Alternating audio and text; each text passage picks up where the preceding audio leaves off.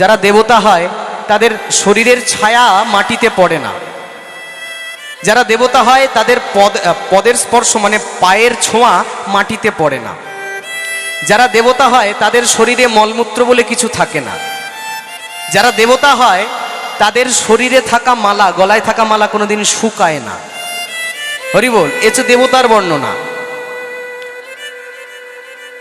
তা নারদ মুনির এই প্রসঙ্গ যখন আমরা শুনতে পাচ্ছি, লেখক এইভাবেই লিখছেন যে নারদ মুনি আর মলত্যাগ করে না, বহুদিন যাবৎ পর নারায়ণ ভগবানের কাছে দর্শন করতে এসছেন। নারায়ণ প্রণাম ঠুকেছেন যখন, নারায়ণও দেখছেন হায় রে অনেক দিন পর আমার প্রিয় ভক্ত নারদ এসো এসো এসো। যেই না কাছে এসছে আস্তে আস্তে দুর্গন্ধ ছড়াচ্ছে। এ নারদ, এ বাবা, এ ছ্যা ছ্যা ছ্যা, এত পচা ভক্ত তোমার শরীর থেকে কি ব্যাপার? আগে যখন আসতে পদ্ম ফুলের মতো গন্ধ আসতো, এই তোমার শরীরে নোংরা গন্ধ, কি ব্যাপার? নারদ মুনি বলে হবে না কেন? যবে থেকে বলেছ সর্বব্যাপক, তুমি সব জায়গায় থাকো, যবে থেকে বলেছ আমি আর মল ত্যাগ করি না, বৃষ্ঠা ত্যাগ করি না।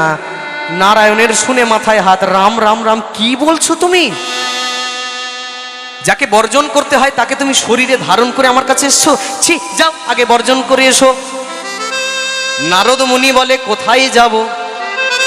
কারণ যেখানে যাব তুমি তো বলেছো তুমি সেইখানেই আছো।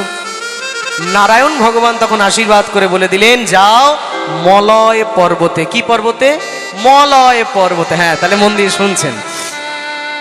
মলয় পর্বতে গিয়ে মল ত্যাগ করো, আমি কথা দিলাম আমার অস্তিত্ব সেইখানে থাকবে না।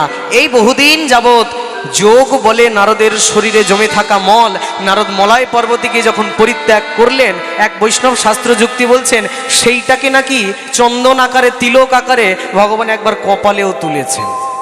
নারদের যোগ বলে জমে থাকা মল ওটাও এক প্রকারের তিলক করে ভগবান গায়ে পড়েছেন, আর ভক্তদেরও দেখিয়েছেন যে এও তিলক, এটাও তোমরা গায়ে মাখো।